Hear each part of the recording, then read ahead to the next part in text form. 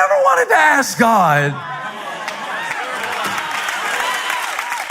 before I do this, before I trust you on this, what level of pressure is it going to involve? And the truth be told, if some of you would have known the level of pressure that came along with parenting, you would have stayed celibate. Because, hey, you prayed for the baby, but along with the baby came the pressure. Write this down. With privilege comes pressure. And sometimes I see people who want certain privileges, but don't welcome the pressure that comes with the privilege. When we see Paul in 2 Corinthians, we are getting a picture of a minister and a man who is at that point. Have you ever been at that point of pressure where it feels like something is unraveling on the inside of you? I don't necessarily mean it's a clinical breakdown, but Paul is under pressure. He says from every side. Let's read it again in verse 8, because I think it describes something that maybe you've experienced, maybe not on Paul's level, because there's levels to it. But one thing that I have learned is that pressure is relative. So when a 16-year-old gets their heart broken, they don't have the wisdom of experience to know that there will be others. And so it really does feel like they want to die. And a lot of times you minimize other people's misery because you have graduated beyond that season. But if you could find the compassion to remember there was a time when you too listened to Milli Vanilli Blame It on the Rain 17 times. Oh, just me? When Melissa Hydrick broke up with you. Oh, just me.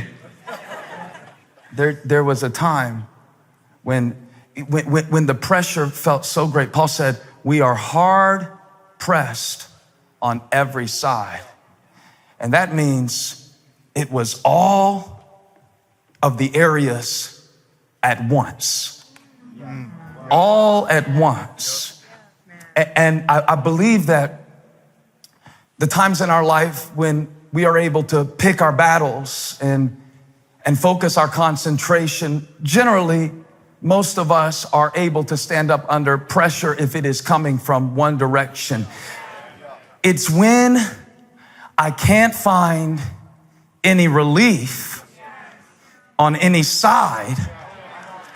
Sometimes when I preach, I'll be preaching to one side and then I'll turn to another side, and then I'll turn to another side to see, is this helping anybody? And if I can't find any love in the middle, on the right, on the left, sometimes I just turn around and look at LJ because I pay him to look happy. But Paul says it was coming at us from every side. Now understand what this means for Paul, because last week we were talking about Paul on an island called Malta, a little later in his ministry. And he's there as a prisoner, and he makes it through a shipwreck. And Luke gives us a picture of Paul that is kind of a heroic portrait, because Luke respected Paul so much. And he talks about how Paul got up and gave a motivational speech to the other prisoners about courage and faith in God no matter the circumstance, and how Paul prayed and had a vision and then relayed that vision to the people to inspire their faith, because sometimes somebody is waiting on you to encourage them, to put courage in them that they don't have right now. And so Paul did that. And then when Paul got to the shore, he gets bit by a snake. Remember, did anybody listen to the message? And watch how cool and calm and collected Paul was on the shore of Malta. The snake didn't even seem to bother him. He didn't rebuke the snake.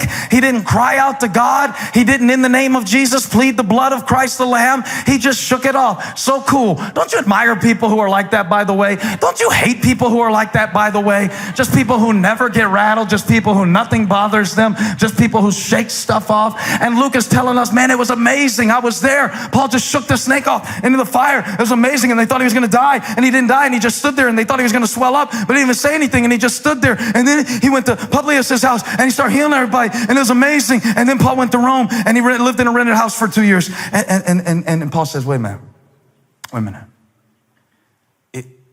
It wasn't that easy on the inside.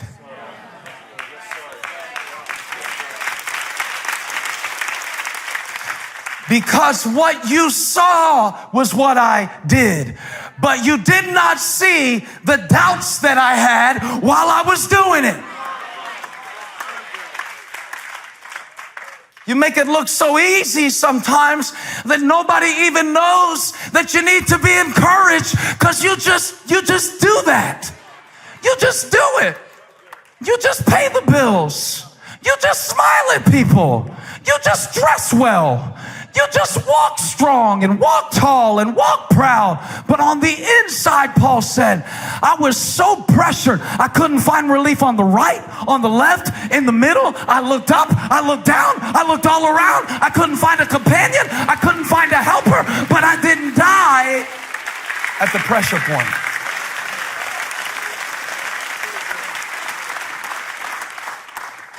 Pressured, but not crushed. So they have sayings that they put out to encourage you under pressure. And we say that pressure makes diamonds. You ever heard that? Pressure makes diamonds? Raise your hand if you've heard pressure makes diamonds. Pressure does make diamonds, but it also makes dumb decisions. Hello. For real, pressure does make diamonds, but it also makes divorces. Pressure does make diamonds, but it also can leave you the proud owner of a timeshare. Some of the things you do under pressure. Pressure. No, I don't think God wants to prevent pressure in our lives, though. I think, let's read it again. I think there's a point to the pressure. And maybe today you have come to that point. Paul describes it. He said in verse 10, we carry around in our body the death of Jesus. It means that I feel like I'm dying inside.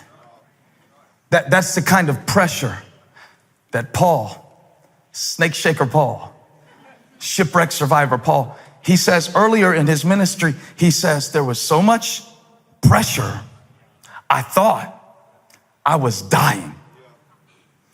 And he says that I was hard pressed on every side, but not crushed. Now, I always heard people shout about that verse, but realize that it's not automatic. You know, when I read that verse, some people are like, yeah, hard pressed, but not crushed. But that verse suggests that pressure can crush you. Oh yeah, I've met so many people that let the pressure, I'm thinking of I had a friend whose family had a recycling plant, and you'd see the cans just crushed into these cubes. I have seen people crushed into cubes and melded into a little bit of nothing and sent away, and their dreams deferred and their hope crushed because of pressure. So before you shout, I'm pressed but not crushed, realize that if you don't know what to do with the pressure, it will crush you. If you don't know what to do with the snake, the poison will kill you. I'm pressed, Paul said, but I'm not crushed. I'm perplexed, that's mental pressure, but not in despair. I'm persecuted, that's pressure from other people, but not abandoned. I'm struck down, but not destroyed. Now I see a contrast. It is the contrast between what is pushing on Paul and what is pushing in Paul. Can I preach a little bit? I'm gonna help you today. Because your pressure is trying to point to something. And so many times in my life, listen, I'm gonna help you. So many times in my life, the reason that I was under pressure is because I was full of pride. He said, we have this power, this treasure in earthen vessels or vessels of clay, an ordinary vessel. And it's an extraordinary power. And so I'm an ordinary person with an extraordinary promise of the presence of God.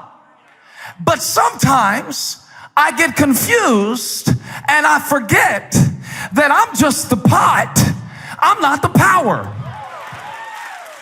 And sometimes I get so burdened because I put the weight of the world on my shoulders and carry a cross that I'm not strong enough to carry that has already been carried for me.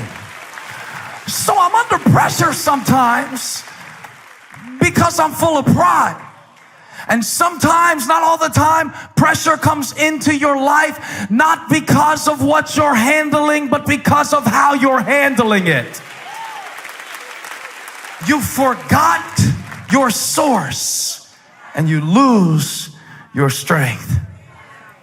And pressure sometimes points to pride in your life. Thank you so much. God gave it to me. I can't preach anything God doesn't give to me, and God gave this to me. And you know, and I think that way is so much easier to preach. I'm gonna help you. I'm gonna help you today. If I help 3 people, email me 3 people at elevationchurch.org. 3 people that I help today. If you're one of the 3, it's gonna be email address 3 people at elevationchurch.org. I'm gonna help 3 people today who are under pressure, because when pressure comes, some of us begin to perform to a standard that we have projected that isn't even true to our purpose. I saw it like this. I can't say it again, Mom. I don't even know what I said. I hope you wrote it down. My mom said, say it again. I can't. I don't know what I said. It just came out. But maybe I could illustrate. You know, I've been preaching a lot in the last year about the gap. I've been preaching this message really all over the country, all over the world, I guess, about the gap. And it's the gap between where I am and where I want to be, where I am and where I used to be. And I've kind of been defining it. I think I'm going to keep preaching it because it continues to speak to me that there are 2 gaps in my life. One is for my gratitude and one is for my growth. Got it? One is how far I've come, look back, makes me grateful. Can't stay there too long though, because I got to grow or I die. But this week I was seeing a different gap in my mind. And it's the pressure gap. It's the pressure gap.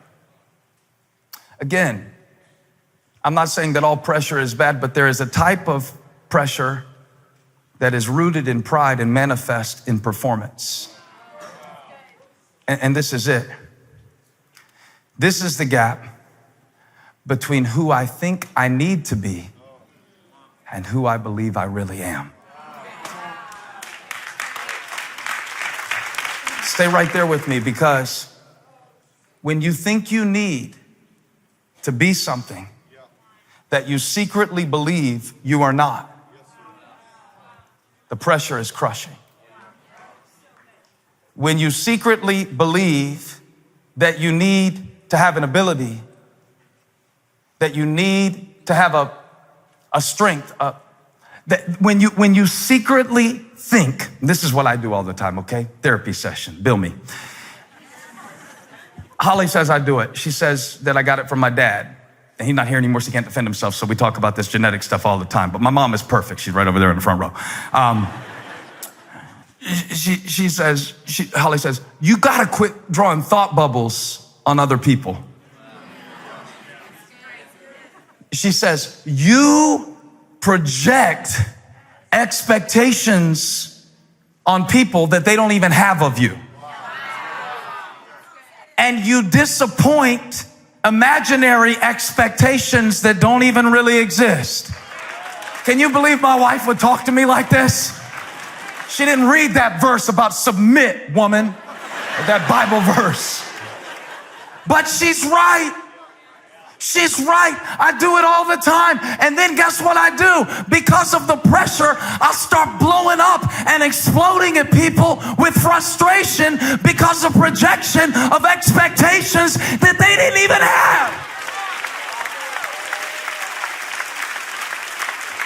So now I'm mad on the inside, and I'm walking around with all this combustible pressure. What do you want from me? And people are like, nothing, man.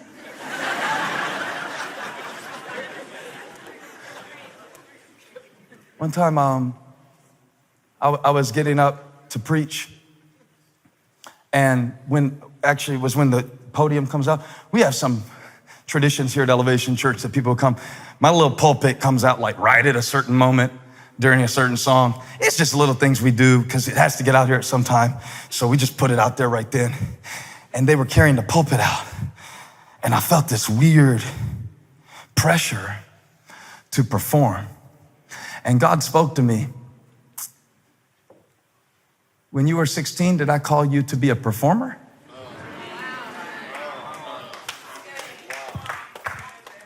And the moment I realized that I was projecting an expectation that was not from the heart of God, the pressure left the building. And I was free to preach.